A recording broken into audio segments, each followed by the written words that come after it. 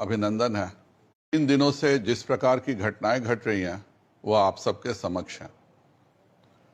एक प्रायोजित ढंग से जानबूझकर केंद्र सरकार की एक बहुत ही श्रेष्ठ योजना को बदनाम करने का कुत्सित प्रयास किया जा रहा है और मुझे बहुत दुख के साथ कहना पड़ रहा है कि हमारे कुछ युवा इन लोगों के माध्यम से बरगलाए भी जा रहे हैं। एक बार कम से कम अग्निवीर और अग्निपथ की जानकारी अवश्य प्राप्त कर लें। पहला अफवाह उड़ाया जा रहा है कि सेना में नौकरियों को कम किया जा रहा है। यह सबसे बड़ा झूठ है।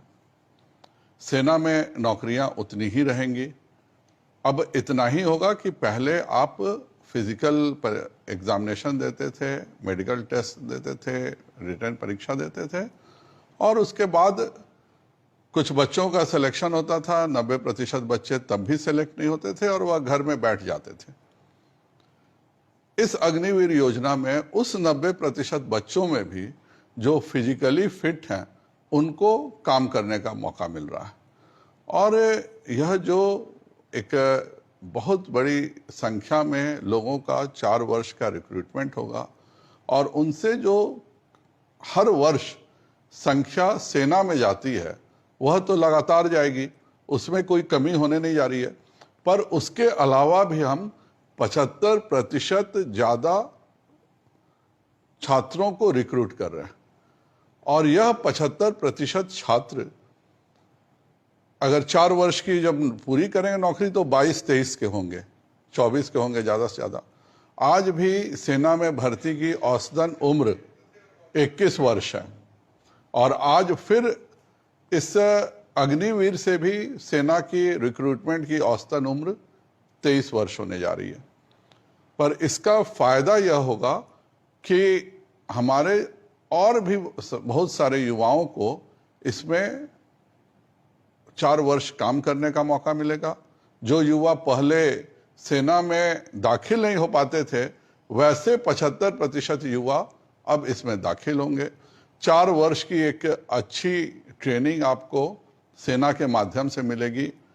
जो लोग 10वीं पास हैं उनको 12वीं पास का भी डिग्री मिलेगा और ब्रिज कोर्स भी वो कर सकते हैं।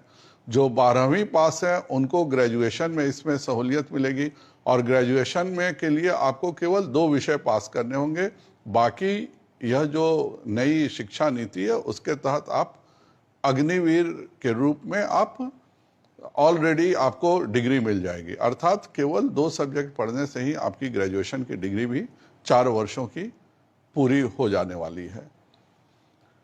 जो आर्मी में रहना चाहेंगे और आर्मी को प्रतिवर्ष जितना हर साल जो एडवर्टीजमेंट निकलती है उतने लोगों को वो 25% लोगों को रखेगी। पर बाकी जो 75% हैं उनको भी एक मुश्त आपको 22 वर्ष की उम्र में एक मुश्त सहायता राशि मिल रही है। इसके अलावा कम दर के ब्याज पर आपको बहुत सारे अपने उद्योग धंधे करने के अवसर मिल रहे हैं। जितने भी पैरामिलिट्री फोर्स हैं, असम राइफल हैं, विभिन्न प्रदेशों में जो मिलिट्री और बिहार की ही बात करें तो बिहार में जो सैफ है वह पूर्णकालिक सैनिकों का ही ऑर्गेनाइजेशन है। तो यह एक जो संख्या हर वर्ष सेना में जाती थी वह तो जाएगी ही, उसके अलावा भी एक बहुत बड़ी संख्या को नौकरियों में भी अवसर मिलेगा, रोजगार में भी अवसर मिलेगा। भारत सरकार को यह करने के 2 कारण हैं। पहला कारण तो यह है कि जो सेना की औसतन उम्र है 32 वर्ष वह घट करके जब यह पूरी योजना लागू हो जाएगी तो 26-27 वर्ष की हो जाएगी, जो एक युवा सेना रहेगी और पूरे दुनिया में यही सेनाओं का औसतन उम्र होता है। दूसरा सबसे बड़ा जो इस पूरी कल्पना का नतीजा है, अगले 10 वर्षों में हमारे पास 35 साल के कम उम्र के 15 लाख ऐसे युवा होंगे कि अगर देश पर कोई संकट आ जाए तो उन्हें तुरंत हम डिप्लॉयमेंट कर सकें। चाइना इसी ढंग से चलता है, इंग्लैंड इसी ढंग से चलता है, इजराइल इसी ढंग से चलता है। और इतना ही नहीं, चूंकि ये युवा मिलिट्री ट्रेनिंग पाए रहते हैं, अपना काम धंधा भी करते हैं, तो भी वहां पर अगर कोई किसी भी तरह की गलत हरकत करता है तो यह युवा एक तरह से, यह सेना से ट्रेनिंग प्राप्त किए हुए जवान समाज के भी एक बहुत बड़े अविभाज्य हिस्सा बन जाते हैं, जो हमने लगातार दूसरे देशों में देखा है।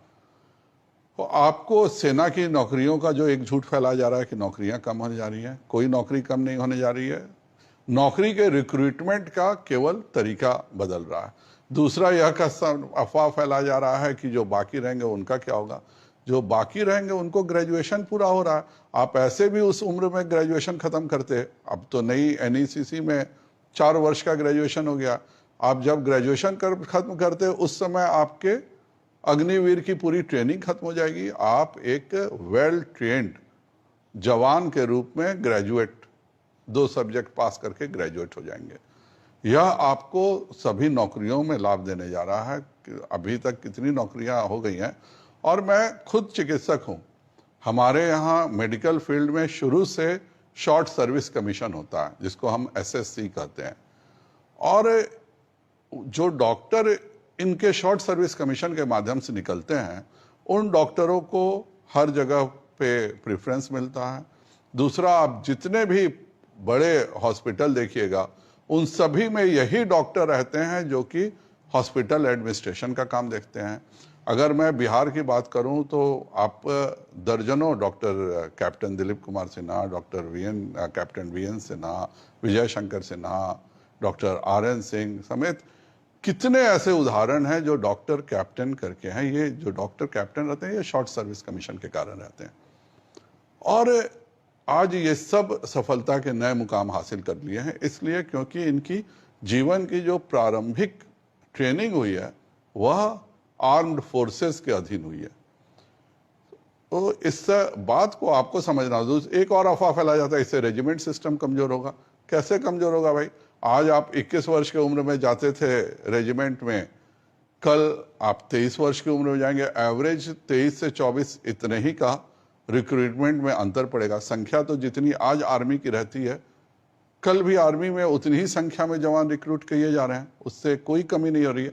हाँ, उससे हम 3 गुना ज्यादा जवानों को जरूर ले रहे हैं, और ये 3 गुना ज्यादा जवान समाज के विभिन्न क्षेत्रों में सेना से निकल करके आएंगे, तो वह एक नई पहचान के साथ काम करेंगे। अपना काम करना चाहेंगे, अपना काम करेंगे।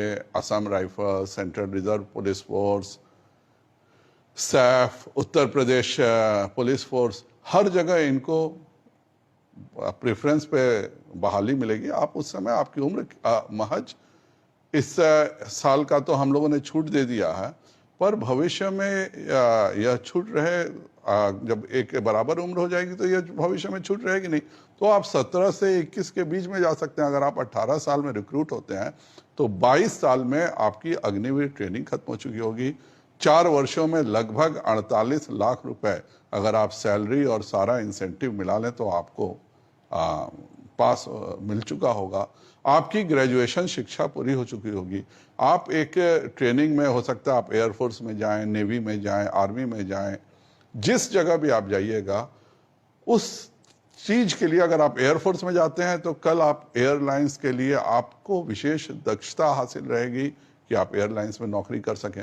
अगर आप नेवी में जाते हैं तो आपको विशेष दक्षता हासिल रहेगी कि आप शिपिंग कॉरपोरेशंस में भी नौकरियां कर सकें, शिपिंग कॉरपोरेशंस के काम कर सकें। अगर आप आर्मी में जाते हैं तो ये जितने भी ये स्पेशल सिक्योरिटी ऑफिसर्स होते हैं, जितनी भी बड़ी फैक्ट्रियां होती हैं, एक एक, अगर टाटा की ही बात करें तो टाटा में लगभग 500 जवान इस तरह के रिक्रूट होते हैं, केवल एक टाटा नगर में, जो सिक्योरिटी का पूरा काम देखते हैं।